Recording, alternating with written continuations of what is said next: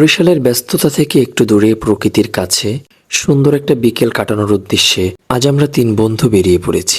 আমাদের গন্তব্য বরিশালের অন্যতম সুন্দর একটি জায়গা তালতলী ভাঙারপাড়, যেটাকে অনেকেই ভালোবেসে মিনি কুয়াকাটা বলে থাকেন। আসরের নামাজের পর আমরা রওনা দিয়েছিলাম। যাওয়ার পথটাও ছিল বেশ উপভোগ্য। রিকশায় বসে ৩ বন্ধুর গল্প, হাসি ঠাট্টা আর চারপাশের পরিবেশ দেখতে দেখতে কখন যে গন্তব্যের কাছাকাছি চলে এসেছি বুঝতেই পারিনি। আসলে ভ্রমণের আনন্দটা শুধু গন্তব্যে পৌঁছানোর মধ্যে নয়, বরং প্রিয় মানুষগুলোর সঙ্গে পথ চলার মধ্যেও লুকিয়ে থাকে। অবশেষে আমরা এসে পৌঁছালাম তালতলী ভাঙারপাড়ে। জায়গাটা সত্যিই বেশ সুন্দর। নদীর পাড়, খোলা আকাশ, নির্মল বাতাস আর চারপাশের প্রাকৃতিক পরিবেশ সব মিলিয়ে বিকালটা উপভোগ করার জন্য চমৎকার একটি জায়গা। এখানে এসে বুঝতে পারলাম কেন অনেকেই এই জায়গাটাকে মিনি কুয়াকাটা বলে থাকেন। তবে একটা বিষয় বলতেই হয়, এর আগে যখন এখানে এসেছিলাম তখন জায়গাটার ডেকোরেশন ও সাজসজ্জা আরো সুন্দর ছিল।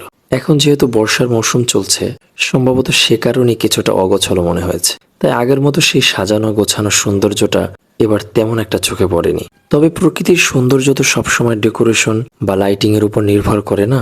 নদীর বাতাস, খোলা আকাশ আর বন্ধুদের সঙ্গে কাটানোর সময় এই জিনিসগুলোই আমাদের বিকেলটাকে সুন্দর করে দেওয়ার জন্য যথেষ্ট ছিল। বিকেল ধীরে ধীরে গড়িয়ে সন্ধ্যার দিকে যাচ্ছিল।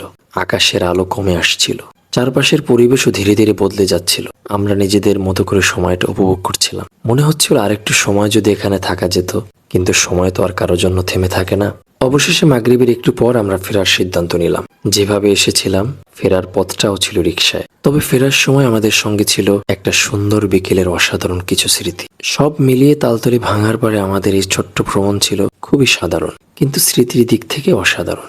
৩ বন্ধু, বিকেলের একটা সময়, রিকশায় যাতায়াত, নদীর পাড়ে ঘোরাঘুরি, গল্প, হাসি ঠাট্টা সব মিলিয়ে কেটে গেল আমাদের একটি সুন্দর বিকেল। তালতলী ভাঙারপাড় হয়তো এবার আগের মতো সাজানো ছিল না, কিন্তু আমাদের ৩ বন্ধুর বিকেলটা ছিল একদম অসাধারণ। আবার কোনো এক বিকেলে কোনো এক গন্তব্যে ৩ বন্ধু মিলে দেখা হবে নতুন কোনো গল্প নিয়ে। এই পর্যন্ত সবাই ভালো থাকুন, সুস্থ থাকুন। আল্লাহ হাফেজ।